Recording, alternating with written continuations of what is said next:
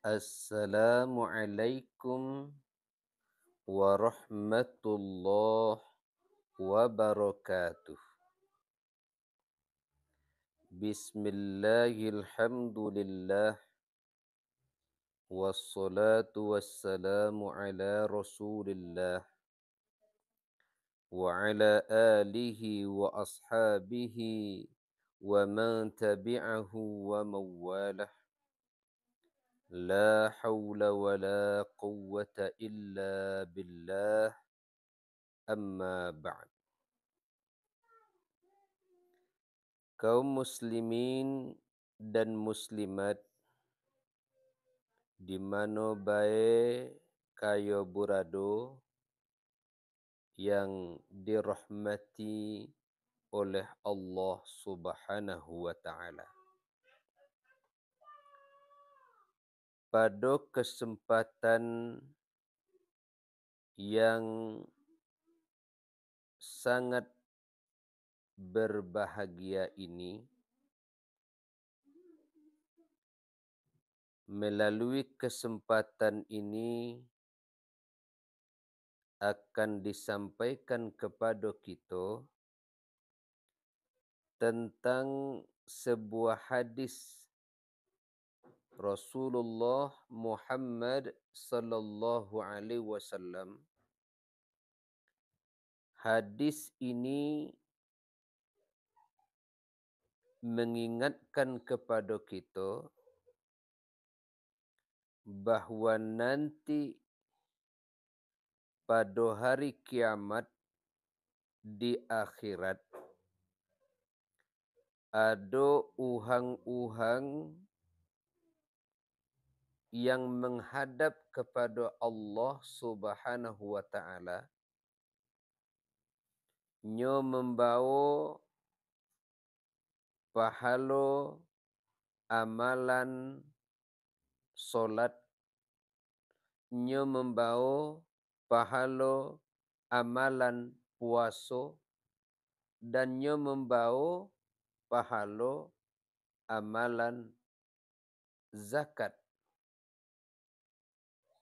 Tetapi oleh Allah, uhang ini disebut uhang yang bangkrut. Apa sebabnya? Supaya kita dapat memahami penyebab-penyebabnya, mari sama-sama kita dengarkan sebuah hadis Nabi Muhammad sallallahu alaihi wasallam yang diriwayatkan oleh Imam Muslim dan Imam Ahmad. Hadisnya berbunyi begini.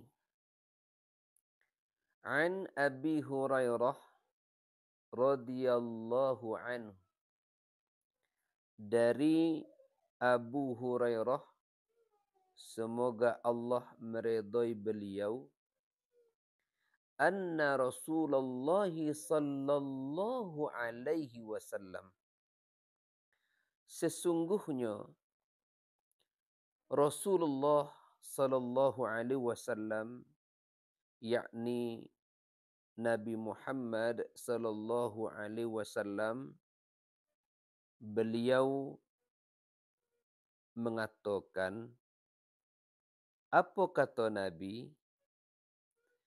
Kata Nabi, atadruna mal muflis? Apakah kalian mengetahui apa itu uhang-uhang yang bangkrut? Jadi Nabi menanyakan, apakah kalian mengetahui apa itu uhang-uhang yang bangkrut? Qalu, sahabat-sahabat yang mendengarkan pertanyaan Rasulullah sallallahu alaihi wasallam ini menjawab. Apa kata para sahabat? Kata sahabat menjawab, "Al-muflisu fina man la dirham lahu wa la mata'." Uhang yang bangkrut menurut kami, uhang yang ida ado punya uang, dak ado nahu kipeng, dan ida ado juga punya perhiasan. Kipeng dak punya, perhiasan dak ado. Itulah uhang yang bangkrut menurut para sahabat. Faqala, makanya Rasulullah Muhammad sallallahu alaihi wasallam menjelaskan, bukan itu orang yang bangkrut. Lalu apa yang dikatakan orang yang bangkrut? Nabi Muhammad sallallahu alaihi wasallam menjelaskan bahwa yang dikatakan orang yang bangkrut, kata Rasul, adalah innal muflisa min ummati, sesungguhnya orang yang bangkrut dari umatku, kata Rasulullah, ya'ti yaumal qiyamah bisolati wa siyami wa zakah. Nanti orang itu datang pada hari kiamat menghadap Allah dengan membawa pahala amalan solat, membawa pahala ibadah puasa, dan juga membawa pahala menunaikan zakat. Jadi uhang yang bangkrut menurut Rasulullah itu nampaknya uhang yang ketika di dunia rajin solat, rajin puasa, dan tidak ketinggalan membayar zakat. Namun pada hari kiamat, ketika uhang itu menghadap Allah, uhang itu bangkrut. Pionyo bangkrut. Maka dilanjutkan penjelasannya oleh Nabi Muhammad sallallahu alaihi wasallam. Adapun penyebabnya bangkrut, selain nyo membawa pahala solat, pahala puasa, pahala zakat, namun uhang itu juga, kata Nabi, wa ya'ti qad syatama hadza. Ternyata tidak sekedar pahala yang nyobao menghadap Allah, tetapi juga nyo menghadap kepada Allah dengan membawa dosa-dosa karena uhang itu sudah pernah mencaci maki uhang lain ketikanya hidup di dunia. Selanjutnya Rasulullah menjelaskan, wa qadhafa hadza. Ternyata uhang ini juga menghadap Allah membawa dosa karena sudah mencemarkan nama baik uhang lain. Berikutnya kata Nabi, wa akala mala hadza. Uang itu juga membawa dosa karena sudah memakan harta orang lain dengan cara yang tidak halal.